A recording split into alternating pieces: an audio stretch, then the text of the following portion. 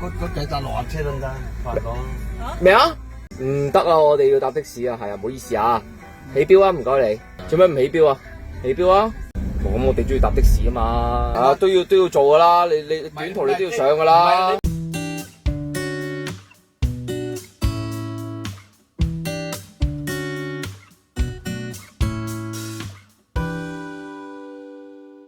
Hello， 大家好，呢度係航通租的 E 頻道。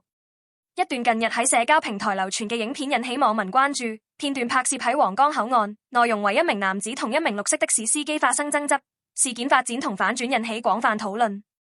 拍片男子聲稱司機有拒載行為，並揚言將投訴到交通部，但係影片曝光後，唔少網民質疑佢動機不純，認為佢嘅行為有意針對司機，甚至係早有預謀嘅針對式報復。事件發生喺凌晨時分。據了解，男子喺皇崗口岸打算搭一架綠色的士前往附近嘅落馬洲路停車場。司機當時好心建議佢改搭喺旁邊嘅落客車，指出嗰段路程極短，搭落客車會更實惠。但係男子堅拒，強硬要求必須搭呢架的士。司機最終無奈依照規定開車，但係由於嗰段路程唔會跳標，司機未有啟動的士米標，並不斷向男子解釋原因。男子隨即質疑司機唔專業，雙方言語間爆發口角，最後導致男子惱羞成怒，威脅話將會向交通部投訴。雖然男子以的士司機拒載作為控訴重點，但影片中嘅種種細節反而令唔少觀眾懷疑佢其實早有預謀。網民指出，男子喺未上車之前已經準備好錄影，似乎早有預設立場。此外，喺司機建議改搭落客車後，佢唔單止不為所動，之後更加以自大嘅命令方式吩咐司機落標開車，令事件火上加油。落馬洲路阿潘停車場，嗰幾扎落下車得唔得？快講。咩啊？搭落下車，唔係啊，有橫翻落去噶。唔得啊！我哋要搭的士啊，係啊，唔好意思啊，起標啊，唔該你。起標啊？做咩唔起？呢度真係排緊隊，人哋嗰陣。做咩唔起標啊？起標啊！唉，唔使啦，都係唔要噶啦。咁你都要起標噶？我就唔係，我如果咪照行咯，我都係25個半噶啦。TL9268，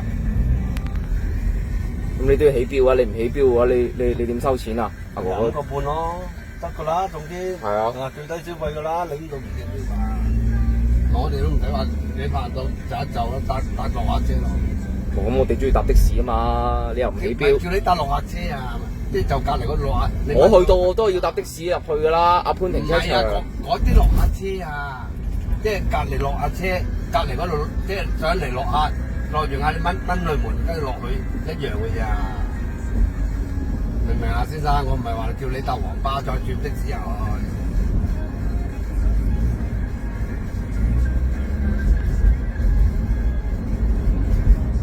就唔到冇辦法啦，係嘛？我哋要下面攞張飛上跟度排隊啊，先生。我哋唔好係好似出邊都加緊，一埋嚟就吉龍尾嘅，你排啦，排幾耐我都唔撚你。但我唔係好明點解你唔起標咯？係啦，落，即係我頂都係收25個半，我落唔落都冇乜所謂，我發覺。誒，短途都要去噶嘛，係咪先？唔係話短途又唔使去噶嘛。你就一就咯，先生，你明唔明啊？即係我哋梗係我哋苦衷都要緊緊做啦，真係。你有苦衷咁，你都要載噶嘛，係咪先？你唔係話短途唔使載噶嘛，係咪啊？唔係啊，即係咁樣講，即係大家傾偈咁傾下，即係唔係我唔係話我人哋我車到嚟，我轉頭攞個張飛上去，我經已係揾唔到食噶啦，係咪先？我即係同你講，即係我哋點解即係要緊張？我哋落嚟呢度睇下喺度排隊，上邊有位，我哋都要上到上邊，仲要等排隊，有客出嚟都要去到等你個位上啊！即係人生肉做啦，即係到就啊都要做噶啦，你短途你都要上噶啦。你明唔明啊？我哋同佢講就一就啦，佢隔離嗰度搭落下車啦，一樣係落到現場噶啦，明唔明啊？我唔係話叫你坐黃巴唔係成，即係你搭落下車搭翻的士落嚟又係25個半，又唔嗰啲車又唔係咁貴啲，明唔明啊？影片中男子雖然以的士司機不能拒載為理由贏得主權，成功強迫事件中嘅司機就範，但種種跡象都顯示男子係有意利用同濫用乘客權利欺凌，為難的士司機，令佢哋唔可以唔做蝕本生意。睇得出男子應該喺較早前遇到真正嘅拒載司機，但係又反應太慢，攞唔切部手機出嚟拍片，調戲唔順，心有不甘，決定浪費自己人生3分鐘，成為今次事件中嘅小丑，進行低劣嘅無差別隨機報復。影片流出後，網民反應強烈，幾乎一面倒聲援的士司機。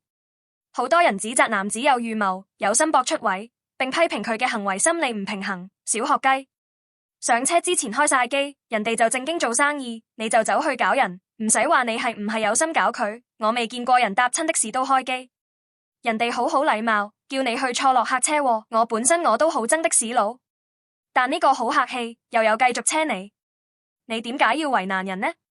仲要擺人上網？正常落停車場會行前幾步去搭落客嗰啲的士，你唔係以為上車拍條片就有人撐你？人哋喺度排幾個鐘諗住拎支大旗出去，你走去搞人，有冇病啊？呢次真心覺得的士司機冇問題喎，人哋司機好有禮貌，你一上車就開 cam， 做人唔好咁衰，你專登搞事，好似你唔啱，有預謀地準備好。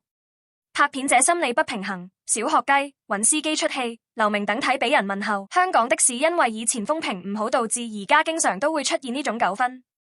建議各位的士司機安裝的士車廂攝錄機，再遇到類似嘅情況都可以證明自己無辜，無謂蝕底俾呢啲人成為佢哋嘅報復目標。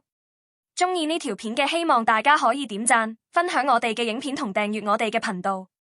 如果想知道更多我哋嘅服務，可以掃影片上嘅二維碼，或者用下方資訊欄嘅連結聯絡我哋查詢。多謝大家收睇，呢度係行通租的 E 頻道，我哋下星期再見。